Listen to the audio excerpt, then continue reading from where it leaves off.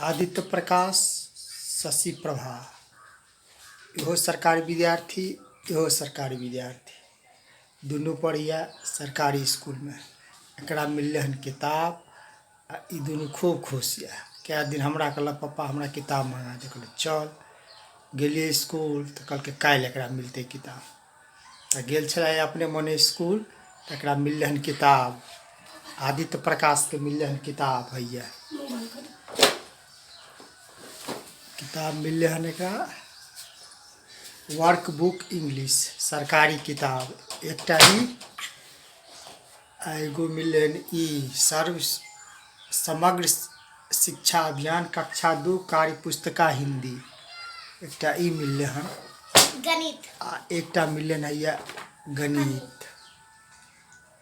गणित समग्र शिक्षा अभियान मुफ्त वितरण गणित कक्षा 2 दूसरा में पढ़े छे सरकारी स्कूल में। ई विद्यार्थी सरकारी विद्यार्थी आदित्य प्रकाश बदमाशो कम नहीं है, एकरा 4 थापर मारबे हम। एक नाम छे शशि प्रभा, इहो पढ़े यहाँ के सरकारी स्कूल में 4था क्लास में। हम छे 5वां में। ई मिले हन ब्लॉसम इंग्लिश वर्क बुक, एकटा ई एकटा ब्लॉसम पार्ट 4, इहो एकटा मिलले हन। एगो कोपल हिंदी भाग 2 कक्षा 4,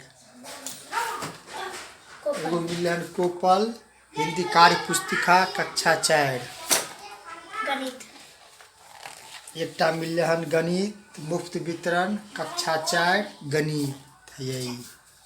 पापा का हमर किताब पढ़। एकटा कार्य पुस्तिका गणित है यही।